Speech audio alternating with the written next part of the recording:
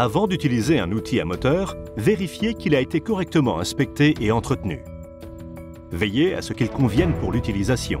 Vérifiez que son câblage, ses tuyaux pneumatiques et les disjoncteurs sont tous en bon état et que les bonnes protections sont en place. Si quelque chose est suspect ou endommagé, il ne doit pas être utilisé. Mettez-le en quarantaine, étiquetez-le comme inutilisable et veillez à ce qu'il ne puisse pas être utilisé.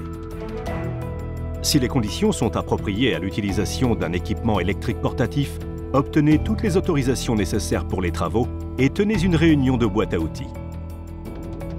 Testez la roue ou le disque en le tapotant légèrement avec un objet non métallique. La roue réussit le test si elle émet une tonalité ou une sonnerie métallique claire. Si le son est sourd, elle est fissurée, donc ne l'utilisez pas. Assurez-vous d'avoir le bon outil et le bon type de roue ou de disque pour le travail. Ne meulez jamais avec un disque de coupe.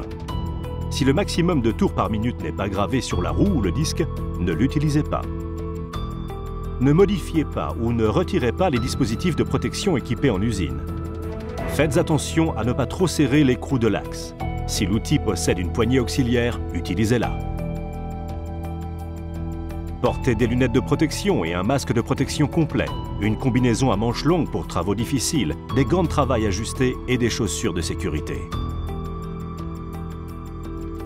Enlevez vos bijoux et si vous avez les cheveux longs, attachez-les en arrière. Si les conditions l'exigent, portez un masque anti-poussière et si nécessaire, des protections auditives. Des barrières doivent être placées autour de la zone afin d'empêcher les autres personnes d'entrer pendant que vous êtes en train de couper ou de meuler. Gardez vos mains éloignées de toutes les pièces en mouvement lors du travail.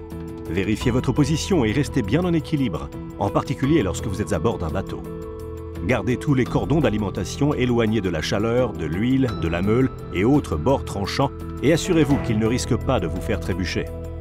Avant d'apporter le disque de meulage ou de coupe en contact avec la pièce, attendez que la meuleuse atteigne le plein régime. N'exercez pas trop de pression sur la roue ou le disque. Ceci le rendrait plus difficile à contrôler et pourrait l'endommager. Vérifiez la direction des étincelles pour vous assurer qu'elles ne mettront pas des personnes ou des équipements en danger. Lorsque vous fixez ou changez les roues ou les disques, débranchez et isolez toujours l'outil de la source d'alimentation avant de commencer. Ne posez pas un outil alors que sa roue ou son disque tourne encore. Lorsque vous avez terminé, ne débranchez pas de la source d'alimentation en tirant sur le cordon d'alimentation ou le tuyau pneumatique.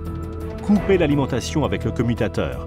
Débranchez l'outil électrique ou purgez l'air restant des outils pneumatiques et rangez-les correctement. Si vous avez repéré des défauts, signalez-les à votre superviseur. Êtes-vous prêt ?